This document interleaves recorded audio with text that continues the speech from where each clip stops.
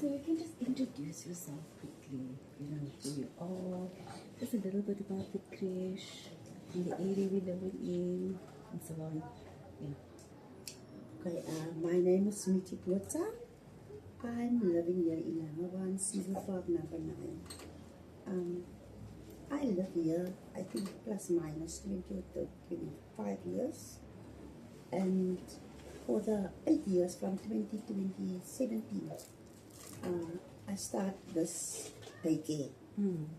I started with the love of God because God gave me the vision to do it. He used my boy. My boy was 4 years old and he told me, Oma, why did you start a daycare?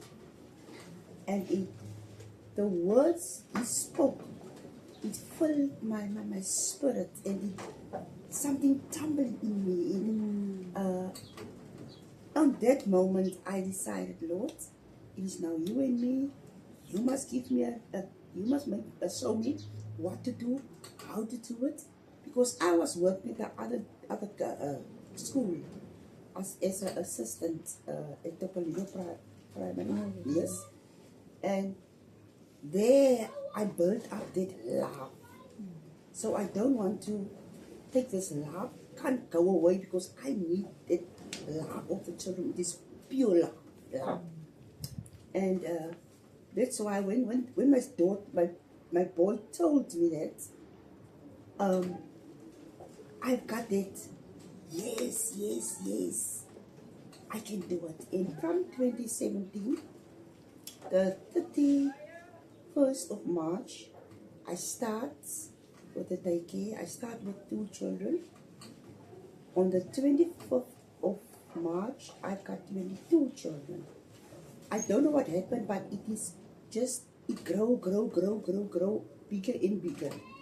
And before that, I think it's August, we are up in a prayer group.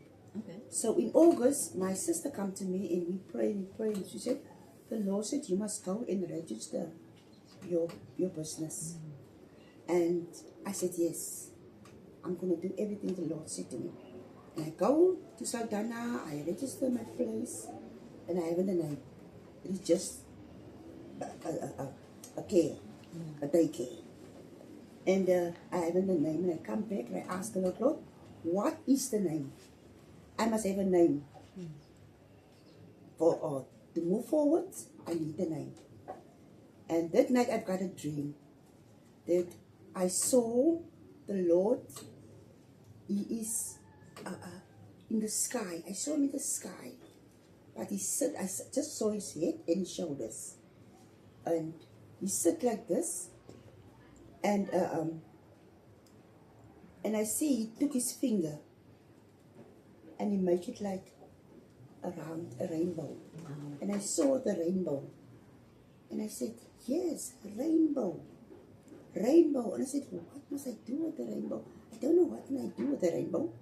I can use my crèche name as Rainbow, but there must be a logo. There must be something. And I dream about whenever you see a rainbow, remember God is love. It took me back to Noah, to the ark. Yes. Whenever you see a rainbow, remember God is love. And that's why I try to make it. I take the logo, I put it together, go to copy and paste. It is a nice company, copy and paste, and they do it for me. And there we are, Rainbow Daycare. And every time the people ask me, why is it Rainbow Daycare? I told them, you know what? In my daycare, it is not only colors. I've got Somalians, Zimbabwe, colors, Xhosa. I've got everything inside. So we are a rainbow nation. And now I'm 8 years in this business. And I'm proud. This year it grow, the next year it fall down. Next year it grow, it fall down. But it is a passion. And I love it. I love it. Every day with the children, it is for me, hundreds. Wow, I can sense your passion for what you're doing. That's yes, beautiful. I love the work I do. You know, I do I do much, and I think too much. But I love to do it because it is children. And if I can't do it, their moms won't do it. So we have modeling shows, Rainbow Daycare modeling, and then we looking for a Mr. and a Mrs. Rainbow. So they do their thing on the stage. Their confidence to build it. So they love the wow, they love to be on Isha in this, you know, the side, the lights. Yeah. They love it. And we have athletic. We do it every year in April. Okay. And now it is November with our graduation. So yes, a lot of children go to the big school. I prepare them, and from here they go to big school, and wow, la la la. Wow, that's Yes, amazing. yes, yes. So you teach up until grade R. So you have them up until grade R. Yes, but this is my grade RR, Grade R. pre-primary. Pre-primary. Yes, pre-primary, and then they go to grade R. And this is up until 4 years. 5 years. 5 years old. Yes. I see. Okay, and you said you have 7. 27 kids at the moment. Yes. Ranging from what age? From 6 months till 5 years. 6 months. Wow. Yes. Little babies. Little babies. Little babies. So clearly there's a need for a daycare in the area. Yeah, so for the mommies that are working Yes, and so on. yes. And they all work in the area. They all work in Langebaan. Somebody, yes, in Langebaan. There is a need, yes. Okay, and you were saying that there are others in the area as well? Yes, there is. There is a lot of small groups. But all I know is Otando. I think she's like a big group here in Auckland. And the others is most Butterfly in Sonstein Theatre School. Okay. So the other is bedside, but we here is small groups. And when it comes to salary and, you know, how much you earn, that obviously comes from the fees Yes. that the mommies pay, Yes, that the parents pay. Yes. And would you say that is equates to minimum wage, or you know, is the pay reliable as well? Does it cover your monthly expenses, etc.? You know, your home. No, it can't cover because it is not a lot. I have my sister. She worked for me. She came to clinic today. She worked for me, and I must pay her. She must cover her own house. Yeah. And one child pay now 700. Okay, we get plus minus 20,000 a month. So for that 20,000, we must share. Yeah. So we have nothing for ourselves. And then there's parents on that moment. The day is the 5th. And on that moment, there were 6. On that moment, there's still parents who doesn't pay. So I must wait for them to bring the money that I can do another thing. So that money goes in and get out. Yeah. There's no that I can say that I'm gonna save for that time and that time. I can't. For Christmas or things like that. No, I can't. But that's why I do it through the year. I go to my a friend of mine, and she get the hamper. Oh Hamper. yes. So I pay every month a hamper. So in December, I can't tell me I haven't money for food or stuff. Then I got food. And your children, your children obviously and grandkids. I have grandkids. She's one of them. She was. And the other boy, is at school. So they got money from this welfare. Okay. They got welfare. Their mommy died, passed away, 2018, and she was 7 months old. So now they are welfare kids. The magistrate, the judge, give them in my care Okay. that I can raise them. So they got allowance from the state. But their money is only for them. Yes. It's only for them. I can't use it for anything in my house. Correct. It is only 2,500 yet. So I can't use it. But the nicest thing is their daddy. He is in Langebaan. Every month he gives something for them. Amazing. So I can use that money he gave me. So if they need something, like shoes or clothes, I do something for them. Yes. Okay, and then, well, I think you've answered this one for me already when they ask what duties do you perform that you're not paid for. But, you seem to do everything. And the food and the cooking, do you feed the little ones? No. Or do the parents pack for them? Parents pack their own bags. I had what is that? I don't know the people, they are also a group.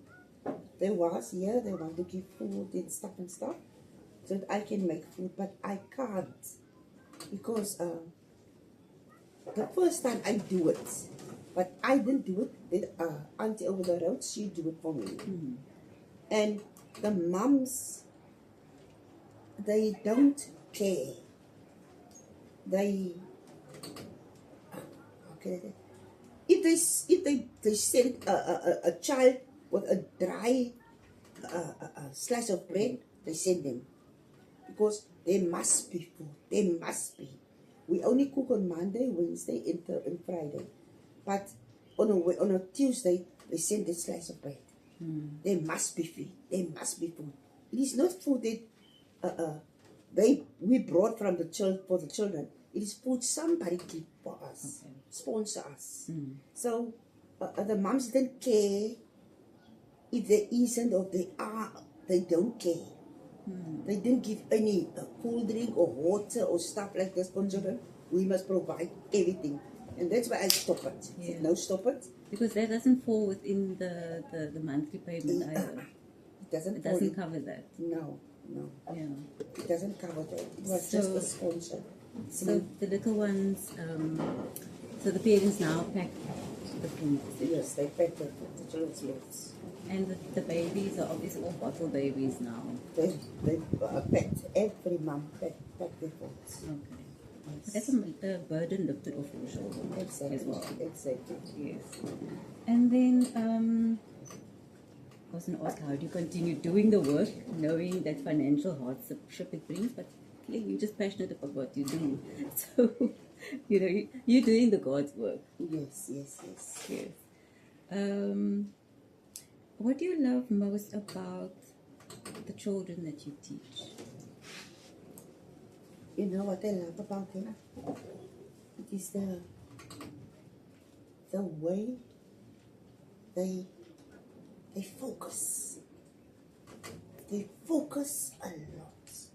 Now, before I start, I said, focus, focus. And they know, focus. No, it was focus. So they focus in the moment I stop and I ask, they know it. They learn, they want to learn more and more. And they teach me also to focus. Okay.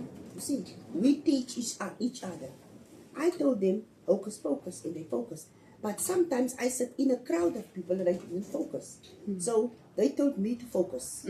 They teach me to focus. Yes. And the passion they want to do things, when I give them work is to do, they do it neatly. I can't believe they do it neatly. I have a boy here. He is 4 years old. And this morning I tell them it is November month. And he was not here for 2 weeks. I told him it is November month. I already learned the others, the new weekly term team for us. And you come now. I'm going to tell you one time and you're going to say it to me. And I said, the new thing we learned, and it's the last thing for the term. It is our year or month of the year.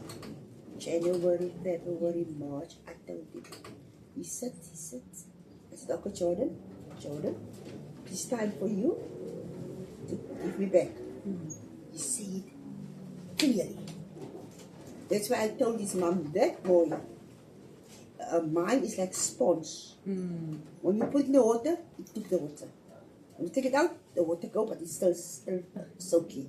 So he's like this, that boy. He can be gone for 2 months. But when he come back, I said, that we learned that, we know everything. Wow. The Our Father prayer, he know it. His name, he can write his name, his surname, everything. 4 years old, wow. 4 years old. He said, I'm going to school next year, and I'm going to Langebaan. Wow. He's very, very clever. So I've got children here who want to learn, who is hungry to learn. And then I've got children who come here in the morning and sleep. Yes, I think two. Yes, only 2. And they come and sleep. And then he was here, one boy was here from 8 months. And he's now 5. He can't even write his name, he's 5. Because today he is here, tomorrow he's not here. Today, a day after he's here, he's not here. So how can I teach a boy? So why do you think, what causes the inconsistencies? I don't know, the mom didn't know. I didn't saw the mom. Oh. I didn't saw the daddy. Only the brother coming in the afternoon and come and fetch him. In the morning, when I saw, yeah, he come inside. I don't know who bring him. The lady outside told me, it is the mom. The mom just put him in the gate and close the gate and go. We're having the conversation. Well, that's I interesting. asked her many, many times, come see me, I have a problem, come see me. She haven't time. Over all these years? For all these years, she haven't time. She's always in a hurry. Well, she clearly has faith in you. She still brings him here all the time. I told her, okay, I'm going to leave that like this. Your child going to big school, there you must be. See the teachers that side. But he's not going to be ready though. He's not ready. Yeah. I told already the teacher said, he's not ready. Because I haven't time to tell the mom, please help him. Please help your child. I said I will go to just his name, the ABC, 1, 2, 3. It's the basic things. I said, they didn't do this. They didn't help me. That's unfortunate. And then let's just bring the government in here for a bit. So what is the single biggest change the government could make that would allow you to focus purely on the children's education? And how do you think the government can improve when it comes to early childcare development, their involvement, with the little creches that you have, etc.? I think that they can just come in if the government can see us, if they can see what we try to do, we help the schools.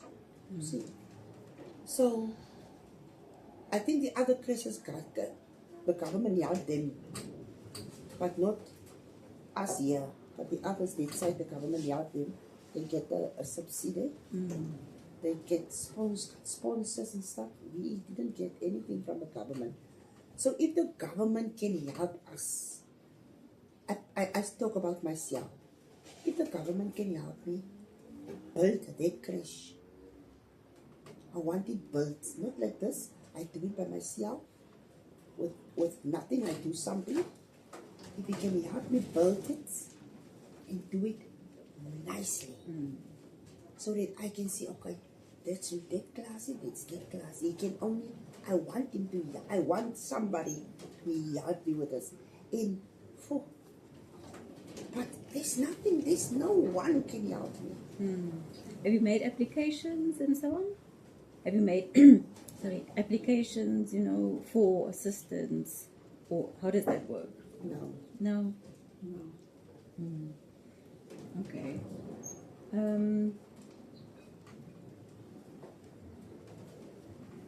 Okay.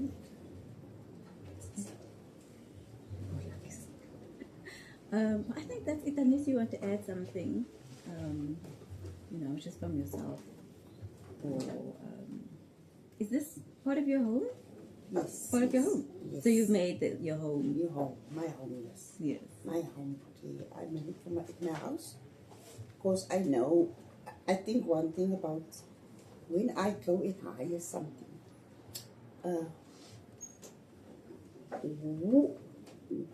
who are what or why or who gonna help me to pay the rent? Yes. You see, because I know that the money still pay on time, so the rent must be paid. That's why I think, okay, come I do it at my house. There's no rent to pay, nothing. Makes sense. Yes. That's why I make it at my house. A house, Daycare. It's in my house. Everything is in my house. And I do it and I try to do it nicely. I'm still starting. I'm 8 years busy, but I'm still starting to do it right. For me, it feels like it's not right. There's something I miss. I think my sister come and she prayed. And she told me that, you know what, the Lord said that his eyes is on Rainbow Daycare. He looked at you, he saw you, and on the right time, he's gonna come and help you. Someone come and help you. Here come people from Menatech. They told me they come back and they're gonna help me with that, help me with that. They're gonna build in cupboards. You see, that's what I need. Building cupboards, stuff like this. It is almost a year and they didn't come back. The other come because they're going to help me to make food for the children, but they're going to help me. I'm not going to do it, they're going to do it. Make the food so that we can also provide food for the children outside. Then come back. But I didn't got hold on them. I said, okay, if you come, you come. If you don't come, it's fine. Yes.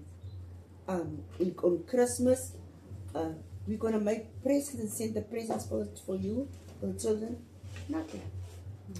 That's why I do the morning show, the athletic and stuff like this, to have funds. And with that funds, we can broad some people, the children, we can do outings and stuff like this. If there's no funds, we can't do it. And the children, I know every child wants a Christmas present. And we do it for them. Oh wow, that's amazing. Yes. So from the events that you do, like Yes. the concerts, etc., so people obviously pay to come and watch the little ones, Yes. and from that you give them a little gift at the end of the year. Exactly. That's amazing. Yes. And the I want to say curriculum, but that sounds like a big school kind of thing. Is there a set plan that the kids get taught at different ages to get them school ready? Yes. And I just get the basics. That's just the basics. ABC, we can't do over the school. I can't help them only when they're in school, big school, grade R. They teach the ABC and stuff like this. But now with the new system, when they come to go to grade R, they teach them already grade 1's work. Oh. So now we must do the basics like grade R work for them. So they must write their names. Some parents told me, no, they can't write their names. I said, my children must write their names. When they come at school, they must know. I got last year 15 children who go to big school.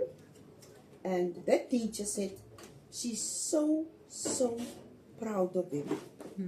Because they are the only children who can write their names, who know their ABC, they know the letter. So I do that. We do that. I do that. There's the other case, they do nothing with the children. And they're just there as a safe haven to safe basically haven. look after them. Yes, and that's not me. Yeah. I want them to teach. You want them to actually learn something. To learn something. That's my grandchild or my grandchildren. They also was with me. But now they're in big school. She's also in big school. I keep her today. But I learn them. I teach them in my care, like the other children. And my son, he's now 12 years old. Every year he come back home with a diploma. He's one of the top 3 students. So I want them to do something, to know something. You can't come in a safe place, sit here, play and eat and sleep. You must learn. Yes. You must learn. Yeah. Because if you go out here, you must know where you come from. So, but we must only do the basics. Yes. I think the ECD come every month. They come and they come and see what is my weekly terms. Okay. Yes. So I keep every week we have something to do. Every week. I've got my files. I just do it and then look around on the internet and look where I can find what. And then I got something so I can do my stuff. I do it from the books and I do it and I do art from the books. Okay. Everything. So the ECD is involved? Yes, they are involved. Oh, that's amazing. Yes, ECT, the inspector, yes, they are involved. Oh, I see. Yes. Okay. Well, that's incredible. I really love the setup. It's so cute. It's very cute. Okay. That's it from me. Thank you very much for your time. You're welcome. I'm going to stop here. Can you please stop? So, briefly, can you just introduce yourself? Okay. And the school and your position here. Okay. I'm Bevelynn Blaauw. I'm the founder and principal of Langebaan Pre-Primary. The school is situated in Langebaan in Bloauw Street, opposite the primary school. And I've started the school in March 2012. So, Yeah, that's a long time. Can you please tell us what the challenges are that you have at the moment? Now, you remember you spoke to me and you told me that you were the only grade R in the community. What are the challenges that you face as being the only grade R establishment here? okay, first of all, the majority of people in this community, they live in poverty. They can't afford school fees in such a way like other people do who have a financial income which is suitable to cover all the expenses. So we sit with a problem where parents can't afford school fees and the school fees aren't steep. In comparison with the primary school, that's a no-fee school because they were subsidized by the government. Okay. I don't get any grant from the government or any organization. The only money I generate is from my school fees. So I've lost a lot of grade R children due to the fact that parents can't pay fees. Yes, some of the parents, I help them. They don't pay fees. But at the end of the day, I'm running a business. Many people say I run my business with my heart and not with my head. Because I made a promise to God that I will bless children in my school. They don't have to pay school fees. But currently now I sit with less children, so I can't afford to help everybody. And there are so many children walking around here, which is supposed to be in a preschool or in a grade R class where parents can't afford. And also the other thing is that Langebaan has expanded and there are so many people streaming into Langebaan. So, the end of the day, Langebaan Primary can't accommodate all those learners. They have like 45 learners in one class, which is unacceptable. Some of the parents can't afford my fee. I reduce some of my fees so that parents can afford it, but still, they can't afford a preschool or grade R class. So I personally feel that somewhere along the way, the government must intervene to help those parents. They must reach out to independent schools, ECD centers, and engage with them, taking them by the hand to help them so that they can fund these people or fund the parents so that the child can be in a grade R class or in a pre-primary school, because it is imperative. Those children who walk around, who's playing on the street, who's never been in a structure program, you will see at the end of the day there's a lot of learning barriers because of they don't have the knowledge, they were not stimulated, and they don't have the necessary education or teaching. And we mentioned the other day that you face, when it comes to what you referred to as the mushroom sort of home creches, and how they're not actually benefiting the kids. Even though they provide almost like just the daycare, they are not actually giving the kids the tools that they need to move forward. And what is the other challenges that you face or you feel, it hinders the children's development with these pop-up or these Yeah, you know what? That is actually one of the greatest challenges we face. And we refer to pop-up creches. The end of the day, if you think of this establishment or the ECD center, you have an outcome and not an income. And for most of these pop-up creches, it's an income. They want to generate an income. Some of them are not registered. Some of them don't have the qualifications, or some of them don't even have the necessary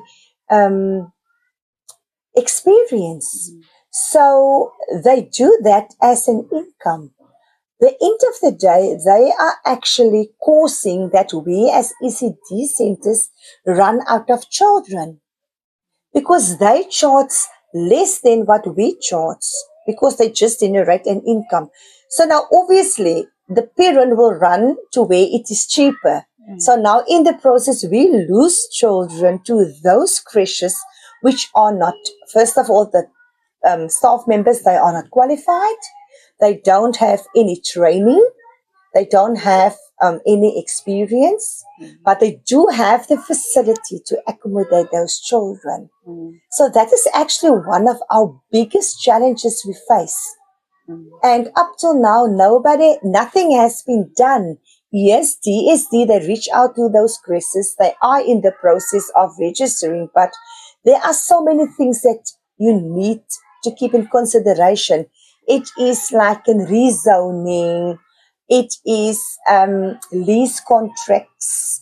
The municipality must intervene. The health inspector must come out. So there are many steps you need to follow in order to start a ECD center or a crèche.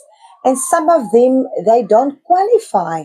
Some of them are in the process of registering for 5, 6, 7 years. And they just continue because nothing has been done. And also there is, as you said, a desperate need coming from the parents that actually cannot afford to go to proper preschools like your facility that you have. So it's almost understandable, because the parents have to work. It's either they put them in these cheaper sort of centers, or the children are going to be on the streets playing, as you said, not being taken care of at all, at risk of anything. We know that we live in a society where children are unattended, anything can happen to them. So it's a bit of I don't know, for what I can see, almost like a catch-22 situation, where the parents almost are stuck. What are your feelings about that? Well, to be quite honest, I have a big respect for those people.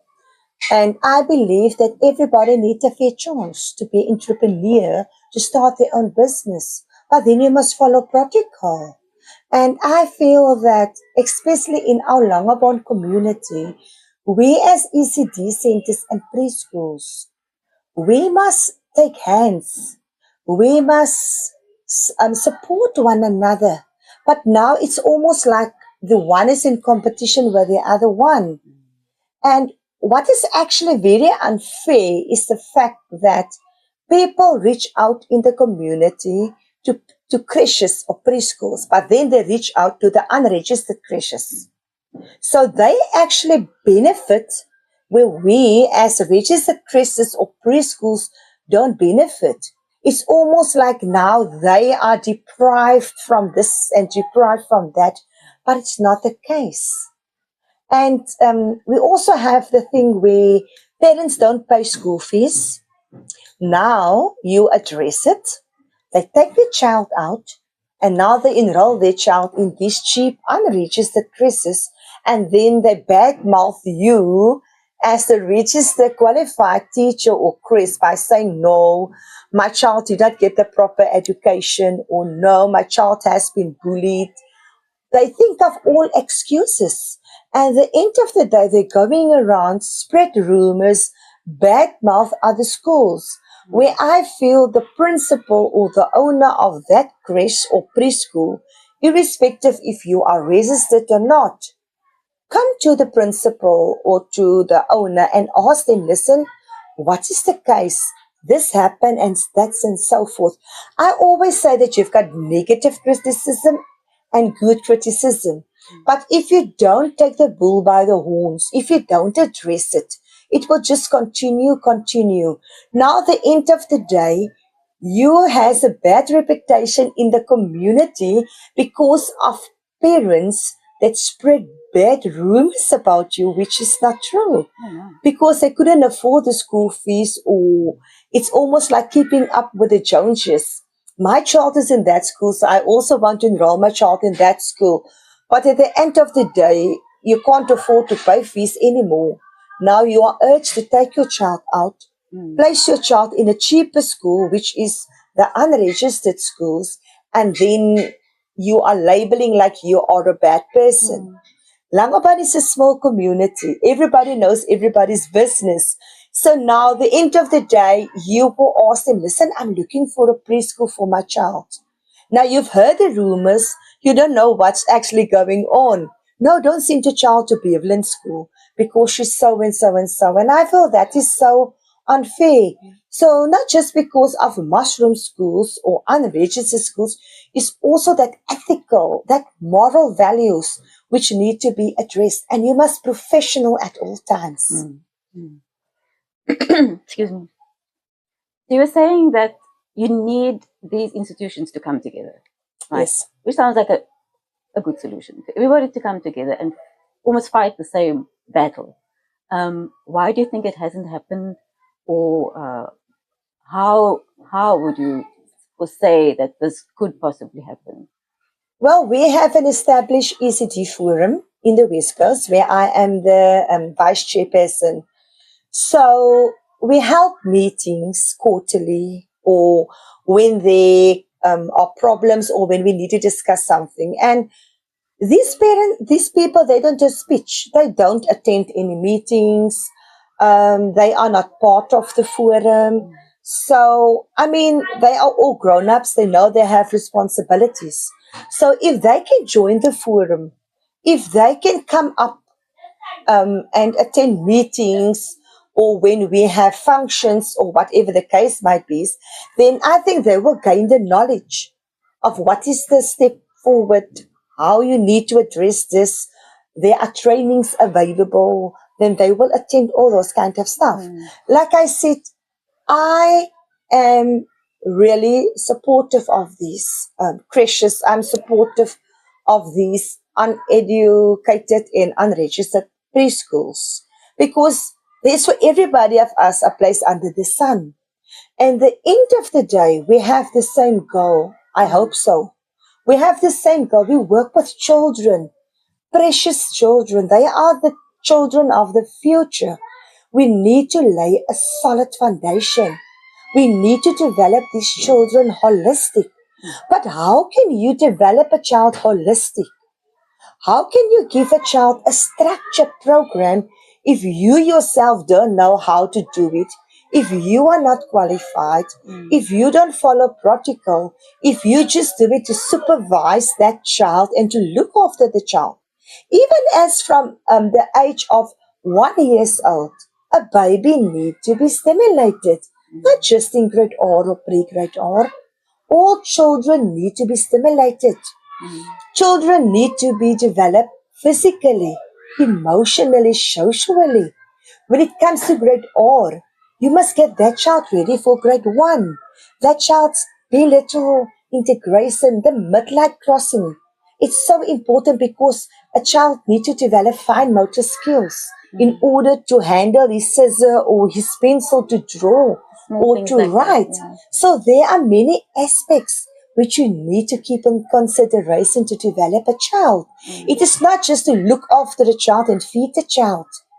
There are many other developmental areas you need to address and you need to attend. There's also the aspect of malnutrition and inability for children to actually learn when they're hungry. How does how can we get the Department of Health and the government to step in to facilitate or to aid that process? What I can say is that I've heard that all of the creches, irrespective if you register or not, they do feed the children, they do give a nutrition meal. Because it is actually sad to learn that the nutrition meal, the cooked food, many of these children received at school, it might be their only meal for the day. There are many times where children come to school without food. So how can a child concentrate? Even in primary school or secondary school, how can a child concentrate? Or how can a child be teach with a hungry stomach? So children need to be fed. You find a child sometimes which is restless, but then you think that child is naughty or that child have like an inability. But it's because that child is hungry. They didn't have a proper breakfast in the morning. So I feel it is important to make sure that your children are fed at school, that you give them a nutrition meal. And I'm sure that every ECD-centered practitioner or principal, they won't let the child go without a piece of bread, even if they have to provide themselves for them. They won't go without a child being hungry for the entire day.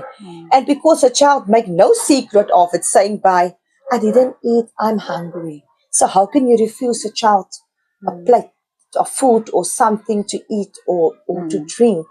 So what that concern is the hunger and nutrition meal, I can reassure you, I don't think one child at any crèche or any preschool will go a day without having a nutrition meal or a cooked food.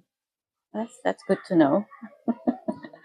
And then you were also saying that even though the owners at these small creches feel that they are like, let's say, educating the kids, there was one lady mentioned that she was proud that her kids could do or say the ABCs and write their own name, but in actual fact it's not the right way to go. There are many principals from ECD centers and so forth who approach me and ask me for advice and so forth. And this one came forward and she said to me, the child is 34 years old and the parents complain the child can't write his name. So what must she do? So I said to her that from what you tell me, that child don't even have a they don't have fine motor skills. Now, how can you teach a child write their name if their fine motor skills are not developed yet? So in order for a child to read and write, there are so many other developmental areas that need to be developed, like a midline crossing. That is so important because you read from left to right. You write from left to right. So if a child don't develop those skills, a child won't develop holistically. There will always be a barrier. Like in myself, the first 3 months, I work physically with my children to develop their muscle tones, their hand and eye coordination, foot and eye coordination, their bilateral integration, to develop a dominant hand which they write with. I had this one little girl who were in my grade R class once, and she walked on her toes. And her mom said to me, "Oh, my child is going to be a ballerina." So I said to her, "Mommy, no. You called it hypotomia." She said, "That's my childhood disease." I said, "No. It just means it's a low muscle tone. So we need to develop on a child's physical development." So there are many things you need to keep in consideration before you can teach or demand a child to write his name.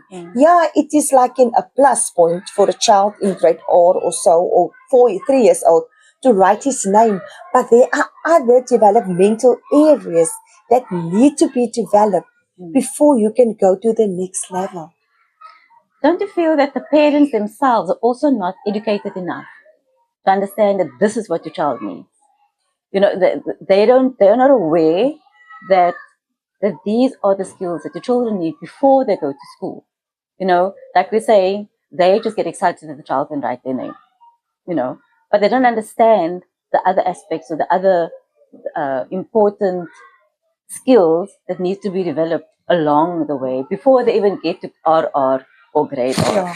I also feel that maybe it's just the parents that are uneducated as well, which is a challenge in itself.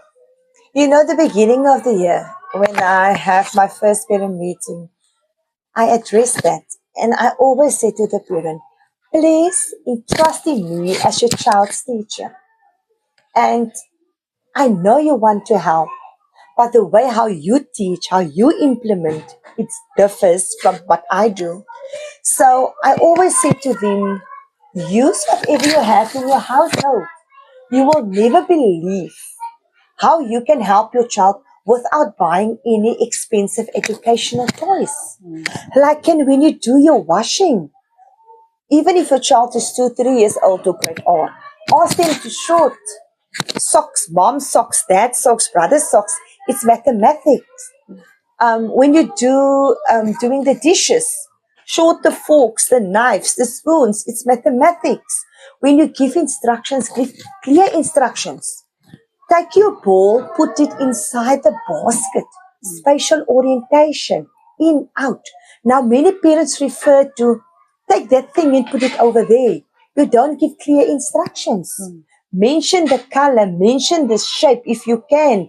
Mention the spatial orientation like an up, under, next to. I said, all of you have bags at home because you do washing.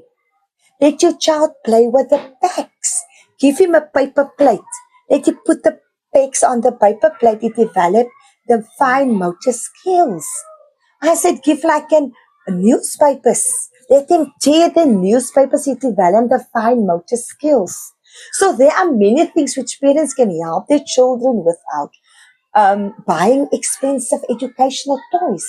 Now they have that mentality. They must buy their children these expensive stuff in the stores to develop their child.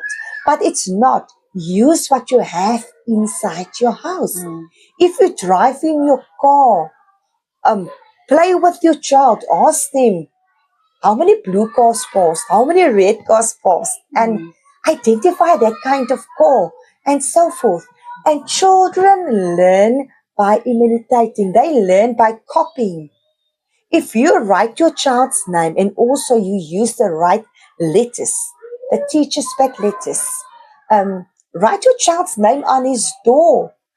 Your child will recognize that name. The child will start copying the name. So whatever you as parents do at home, it contributes to how your child will learn, how you speak. If you enroll your child in an English class, you can't expect your child to speak Afrikaans with you over the weekend. You use proper language. So I would say mostly parents are sometimes the cause of children who have learning barriers because of how they handle the children, the outcome they have. I don't say they're bad parents, not at all. Yeah. What I'm saying is how they implement stuff at home, how they address the children, give clear instructions, and that will help your child. Use whatever you have in your household and involve your child. Obviously, you're not going to send your child to pour boiled water in a cup because that's a great danger. But use your concrete mind and do things with your child which you can feel your child will benefit from. But I was looking or thinking about those moms or those parents who themselves are not educated, who don't have the sense, like you're talking about the parent who will actually come to you and say, what can I do with my child? Or there are some situations where, their living situation is so bad that they don't even have, like you say, a door to put the name on, or literally just don't have the knowledge or to come and ask those questions. And hence you find these kids walking on the road, because number one, the children's parents are too poor. There is no system in place for them. The parents are uneducated themselves, which seems to be a real reality. And if I look at, areas, the smaller areas here in Langebaan, or anywhere, actually, in Cape Town, or anywhere, if you see that in areas. So, what is the solution? What do you feel would be the solution to that? Well, to be quite honest, poverty is no excuse for education. Nowhere it states that you must educate a child inside the classroom. There are many times I bring my children out and we sit outside. We're near the beach. Take your child to the beach. Surely you know how to write your child's name, irrespective if you're uneducated, if you're not educated or so forth. Use the beach as an educational environment. I've done it once with my children, my great aunts. I took them to the beach. We made mud balls and 1 ball, 2 balls, 3 balls, and so we count. Write your name on the sand. Just by walking on the sand, it develops your child's fine motor development. Do things with your child instead of playing with the phone or buying a child a phone. Buy your child a ball or a skipping rope. So I see where you are going to, and like I said earlier, you don't need expensive educational toys to educate your children. You don't need to buy your child the latest gadget to like an educate your child. Yeah, there are some parents who can't read and write, but I mean you can use your common sense. That's why many times I will use some of my resources and I will call in parents and I will tell them, listen, this and this is how you're going to do. Like for instance, I don't have those sticks now. It's in my class. But like in rubber bands, short rubber bands, easy things you can buy from the Chinese shop. Sorted yellow, red, green, blue. How many green do you have? How many yellow? What is more? What is less? What is even? Simple things you can use to educate your child. But now you see, this is also where, I'm sorry, it's just, the more I look into it, the more it is a bit of a frustration. Because now you're saying, these are the skills that you are aware of, because you have been trained or this. But now the kids go to these pop-up crèches. Those owners, they don't even know these skills. They don't even know how to educate the parents or how to guide the parents. So it's such a vicious cycle, where now the parents can't afford to go to a proper school. So they send the kids to these pop-up schools where they're not getting education, where the owners themselves don't have the knowledge that you do, so it's... If I can have a solution, Yes. Then my plea to all these pop-up mushroom schools, to these unregistered schools, people who have their own businesses, who's not qualified, reach out to the schools where the people are qualified. I mean, have nothing to lose. We don't want part of your income. We are here to help. So put your pride aside. I am more than willing to help my Langebaan people. More than willing. There are many who reach out to me, not even Langebaaners from other towns. So seek for help. The end of the day, it's not about you, but it's about that child. Because you need to develop the child. If you don't know what to do, how to do it, go to a school or make an appointment with one of the principals or even a teacher and ask them, listen, I am in need of this. Please, can you help me with this? And then you can go back to that parent. Or even parents can reach out to teachers which teach in other schools with qualification. Your child don't need to be in their classrooms enrolled in that school. But I'm surely no teacher will turn anyone away to help them. So I think the solution to all of this is that, like I mentioned to you earlier, we have the ECD forum. Yeah. And in every cluster, there is a representative. If it is the case where there's nothing, I'm sure there are qualified teachers or crèches where the teachers are qualified. Reach out to them. Make an appointment. Ask them for in-service training. Maybe on a weekend or every second Saturday. Come together. If you really want to put effort in it, if you really want to make a difference in a child's life, you will sacrifice by doing that. So I think that is the only solution for these pop-up crèches where they don't have any qualifications or experience. Reach out to crèches or ECD centers and ask for help. We are more than willing to help you. We are more than willing to give you some equipment which we teach you how to use it and how to implement it to go back to your school and to help those children in need. What is the role of the Department of Education, and how can they step in to assist, to help with this situation? Okay. Well, up to the age of birth to 4 years, 4.5, TSD, which is the Department of Social Development, they are responsible for those children. They also have a curriculum, we call it the elders. 5.5, grade up to 7, grade R. We followed the CAPS curriculum, right? Educational Department.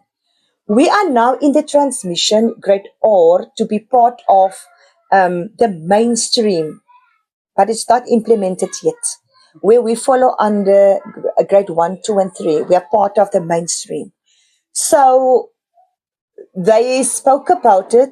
It is in the progression where everybody, as from the age of 2, 3, 4 years, they will fall under education department.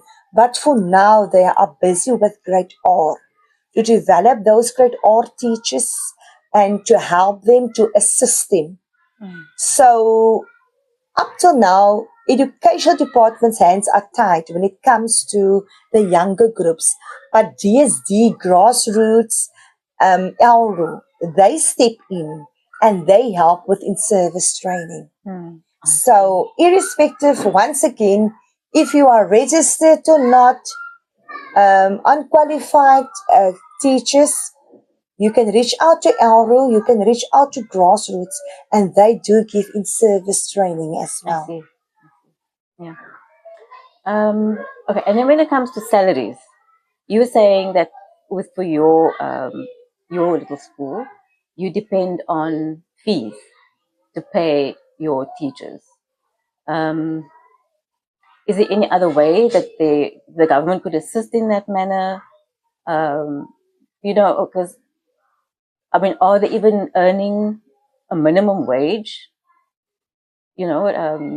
Surely our women, because it's mostly women that are, trying to educate our children or assist our children in whichever way they can, they're not earning what they need to be earning, even though they have this passion for the kids and they do it out of the love, for their children, but they're not earning enough money to make, even minimum wage.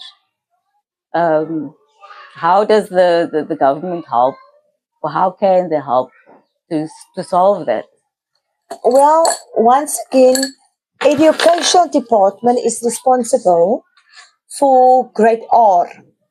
So when you are registered with education department, they give a subsidy to the school where 80% goes towards salary, 20% towards expenses like an educational toys and so forth. So once again, it is just that you need to be qualified in order to register your grade R class and to get a salary from or a stipend from educational department. What the little ones concern, you can apply from DSD for funding, where they fund per child per day. I am not sure how much it is, but there are funding available. But then once again, the school needs to be registered. So, unfortunately, for those unregistered creches, there's no benefits for them because in order to receive a stipend or any subsidy from the government, you need to be registered. So that is unfortunately what it is. And you were saying that people are not registering because in some cases they're literally just opening a school to make money, bottom line.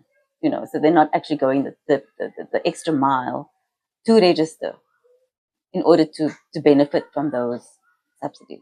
Yeah. See, there are some, if I could put it like this, there are some creches where people really have the desire to open a creche aiming to register and to make it a success. Then, on the other hand, there are people who see an opportunity to open a creche just to generate money and to accommodate children. They don't even have the desire to register or to do any need to go to the municipality or to ask for help. Listen, what is the way forward? What must I do? How can I register? Some of them functions for 9, 8, 10 years without even registering because nobody addressed it. They are not a threat, or nobody approached them by saying, listen, if you don't have this and this and this in place by that time, we're going to close down your school. That was going to be my next question. So how do they manage to get away with it? Just almost fly under the radar and not get away with it. Does the community just not speak out about it, or is there no inspection, or how do they actually manage to operate for so long without registering? Well, in every town, you have a different municipality, okay? So like in West Coast is autonomous municipality, then you have Burger River municipality, Winelands and so forth. And yeah, we have the same aim. We have the same protocol. But then once again, you hear from creches which operate for years. They've not been shut down. They've just functioned day by day. So to be quite honest, I don't know where the hiccup comes in. But from what I heard is that Department of the Health Department from municipalities and social development, in the near future, they are going to shut down those creches. I spoke to our health officer the other day. He comes once a term just to check up on the school and so forth. So we had the chat, and he said to me that he is sick and tired of visiting these schools. He don't have the authority to say, listen, I'm going to shut you down. There are more entities that need to intervene in order to do so. And it's actually going to be sad if they shut down those ECD centers. Where are those children going? But at the end of the day, everything needs to be in place. I've seen one somewhere in Cape Town, creches. where the electricity leads are just running on the roof, and it's a great danger. They are like steel roofs which are broken, no fencing. We are the perpetrators. Children's been raped nowadays. So it's actually a great danger. But you see, at the end of the day, parents must work. And where do they take their child to? Yeah. Yes, there is a very big need for ECD. Really, there is a big need. But then you must do it in a proper manner. Safety first, health first. So yeah, it is actually very sensitive. It is. Very sensitive situation. Like I said, there's for everybody a place under the sun, but you need to follow protocol.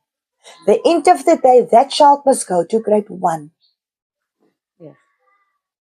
And in comparison with the child who comes from a preschool, you can see what a developmental concern, there's a huge gap. And it's not like it costs anything to develop those skills, or for an owner to go and acquire those Like I said. Yeah, it doesn't cost them anything. No, not at all. Not at all. Not at all. But some people have their pride. I don't know why.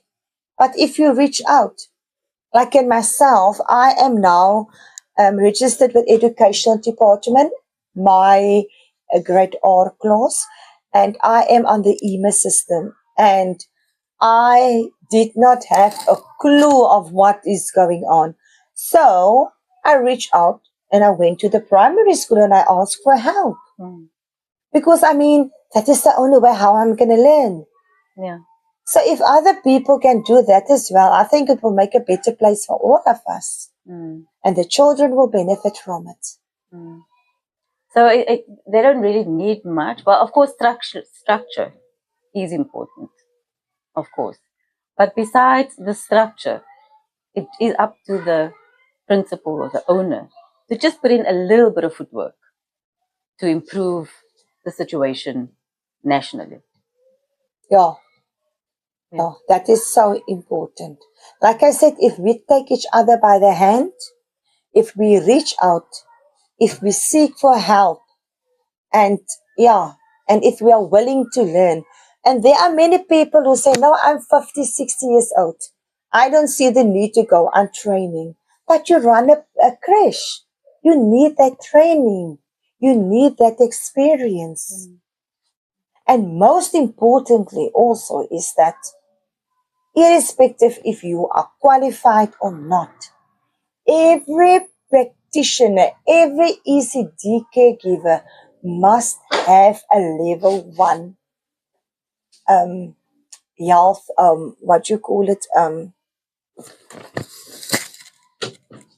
first aid. Everyone. It is so important. Oh, yes. At least then do a first aid training. So should anything happen in your crèche or your school, then you at least know what to do. I don't even want to think about that. It's another, topic as well. Yeah, I've got my level 3. So it is so important. Yeah. First aid training as well. Yeah. So you see, there are so many things that need to be in place, not just qualifications. Well, thank you, Bevelynn. Sabina. That was a mouthful. Thank you so much for chatting to me, though.